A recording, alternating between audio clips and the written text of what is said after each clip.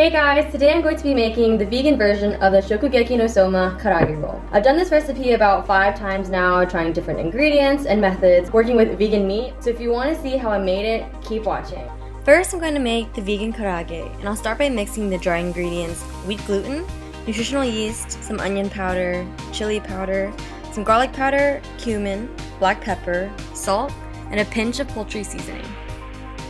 Mix it all together, and in a separate bowl, mix vegetable stock, some apple cider vinegar, and olive oil.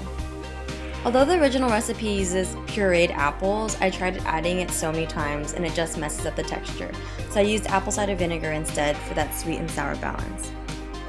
After mixing all the ingredients together, knead for 5 minutes or until the dough becomes homogeneous and a bit spongy.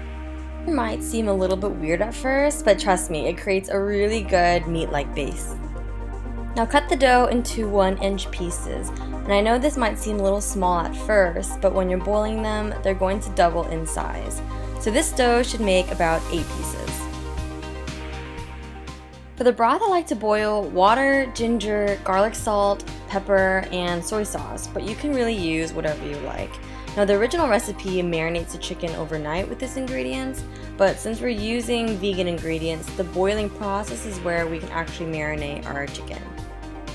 Simmer for 45 minutes and you really see that the meatballs double in size. They absorb all of the broth and it really adds so much flavor.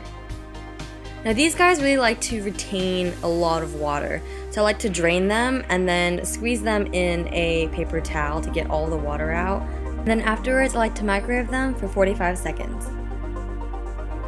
To make the batter, mix Dijon mustard, sriracha, water, and flour together.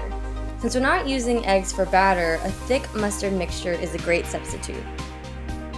Now strain the batter to get rid of all the flour lumps.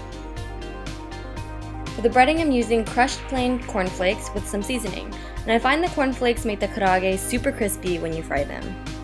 I find it easier to put everything in order, so dip the chicken in mustard mixture, then the cornflakes, and then onto a resting plate.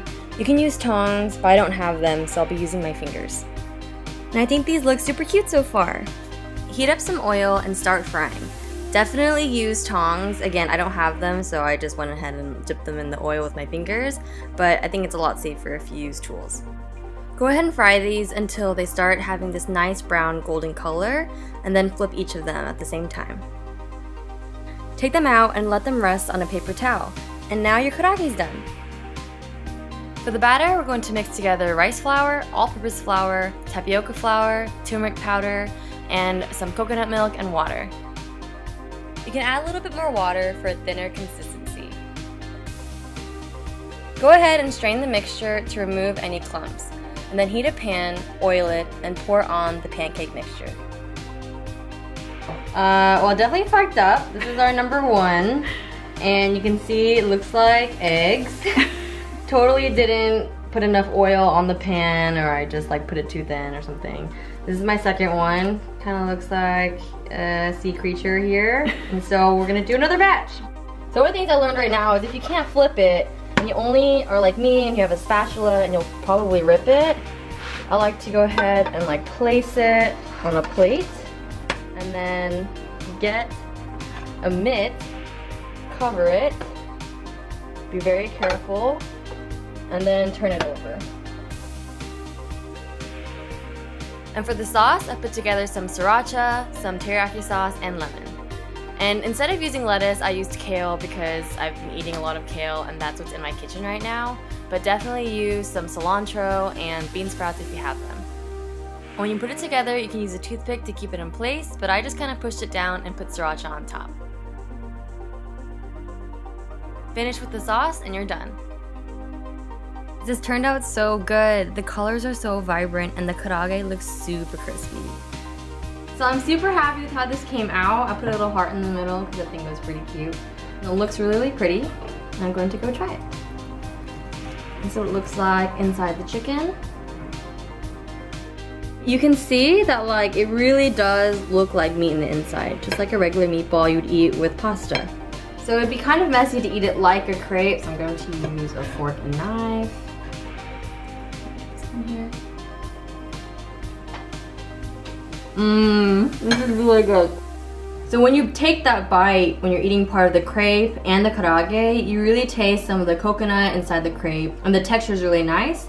Also in the karaage, it's pretty spicy, and I've tried to make this recipe around 5 times this week, and I kept failing because the wheat gluten to me tasted a little gooey, or there's some weird aftertaste. But now with extra soy sauce, putting it in the broth and the ginger, it really absorbed all the ingredients and really made this really nice. So thank you guys for watching my vegan version of the karaage roll. I really liked this anime and it's super fun, and creating these recipes is really, really cool. So let me know if you guys tried it and leave a comment down below of how yours turned out. Thanks for watching and see you guys next time.